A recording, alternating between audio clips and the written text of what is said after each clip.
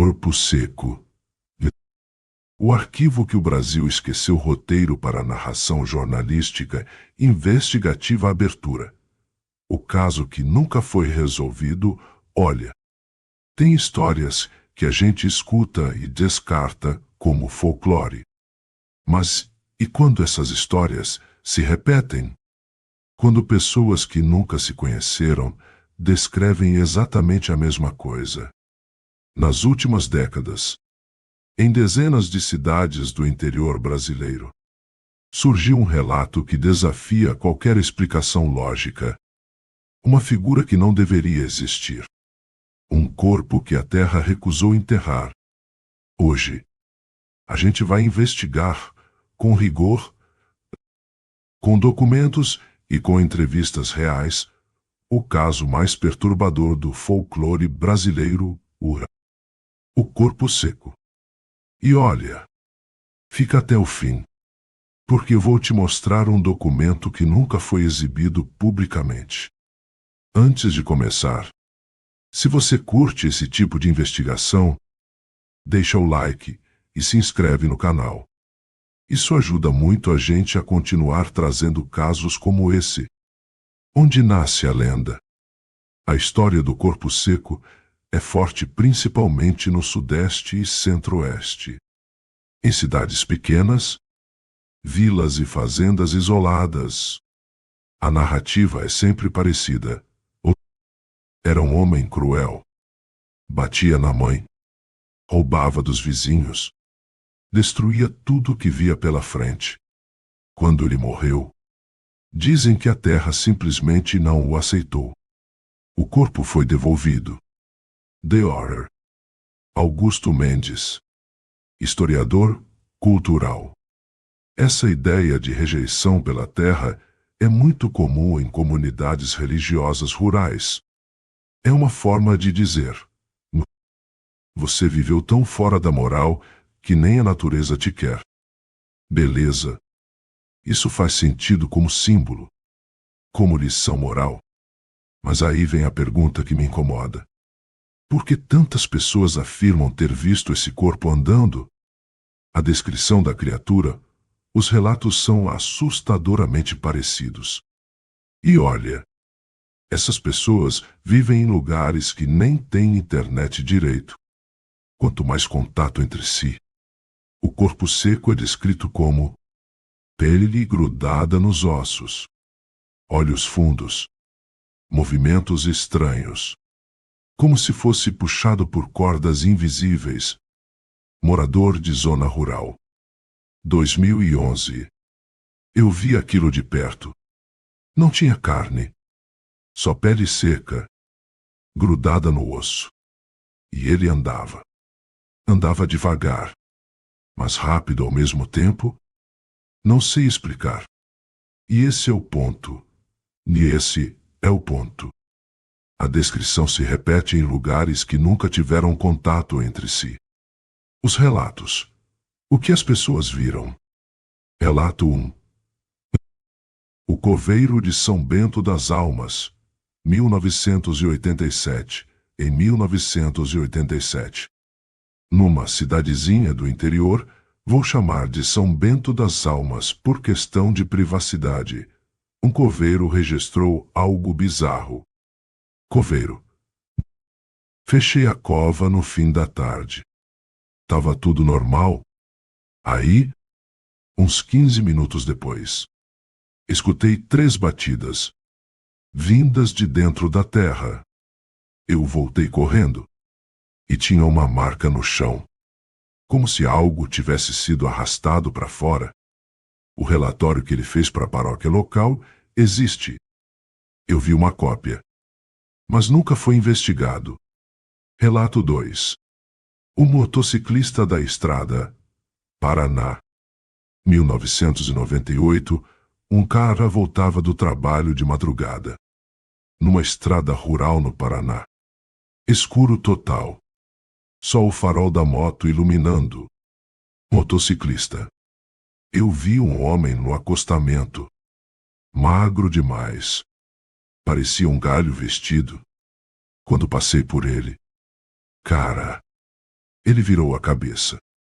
Rápido demais. Não era movimento humano. Ele fez boletim de ocorrência.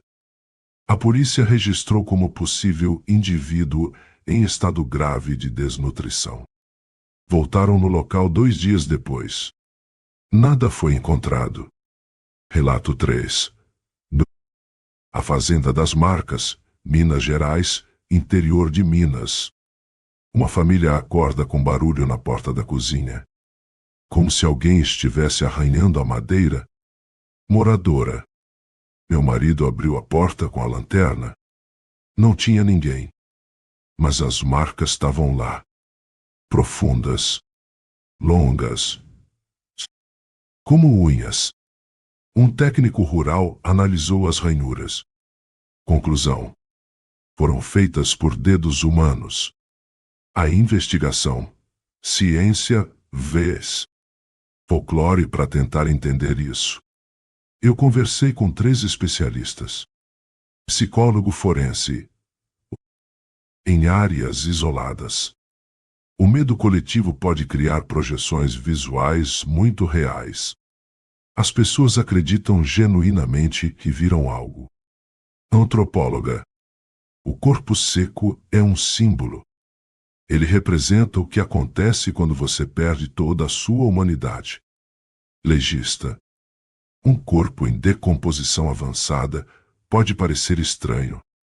Mas um corpo andando, isso não tem explicação científica. Então, a gente tem explicações culturais, psicológicas.